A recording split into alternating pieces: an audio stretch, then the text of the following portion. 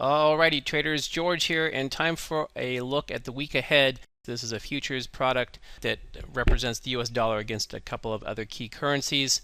And what I want you to take away from this is to see how when this started, the US dollar went on a pretty good rally here and then had a sell-off that undercut its lowest point from when it started, drove down to some new lows, and then a lot of trading commitment happened here in the 80s, price point wise.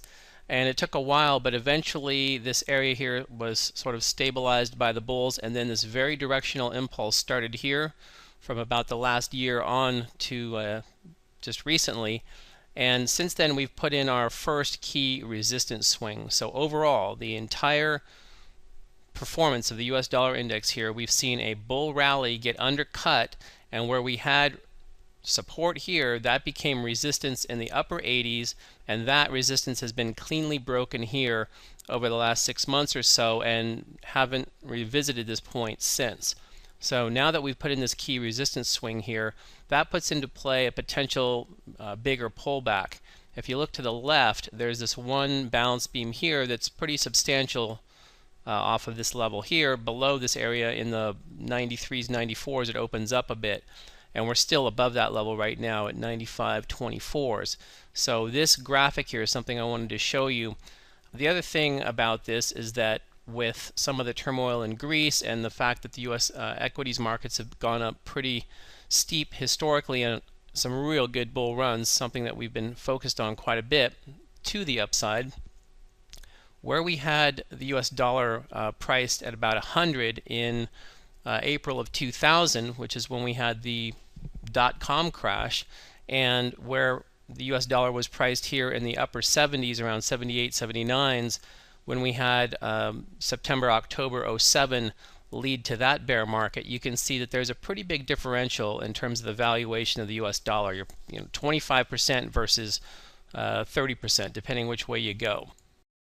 So just keep that in mind. With all you hear in the news about the valuation of the US dollar and where the equities are priced, it's really irrelevant, and this pretty much hits that nail on the head pretty hard there. So with this big picture view, I'm going to drill down now to some more localized price action here. Alright, so on this view here, you can really see this directional move here by the US dollar, sort of a 3 drives to a top, or 5 waves, however you want to look at it.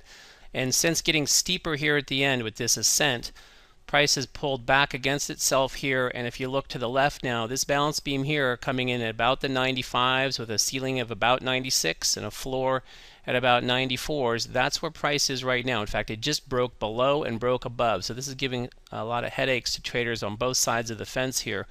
Bigger picture, this is the thing to watch, is price ownership above this level or below this level, basically 96s and 94s. So with a break below 94s, we're moving away from this trading commitment. It really opens up in terms of the amount of trading commitment there, and could see price driving down quite a bit more.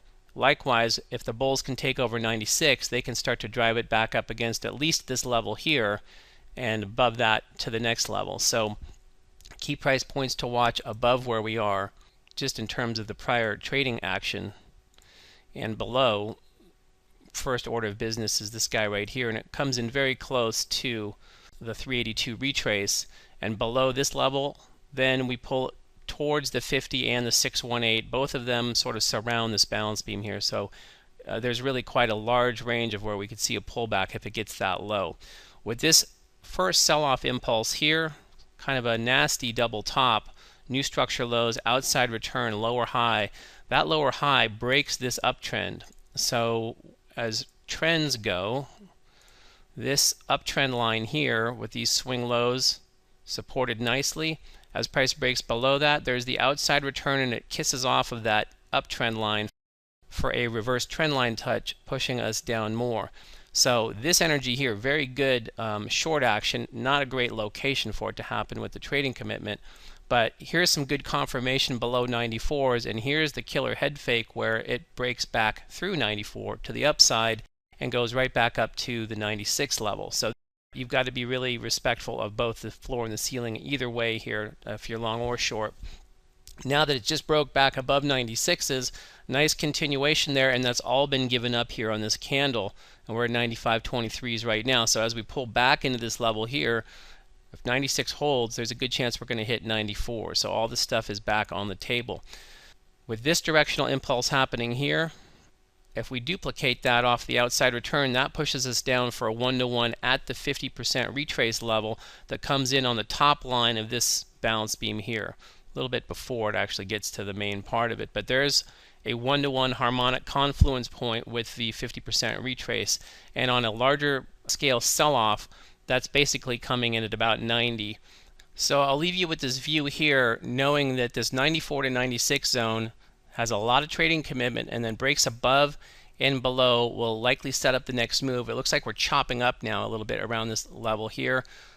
We have been very directional up until this point, so if we don't get a resolution pretty soon in either way, we could be chopping up here for a while. But bigger picture, above 96s, below 94s will set up the next big move.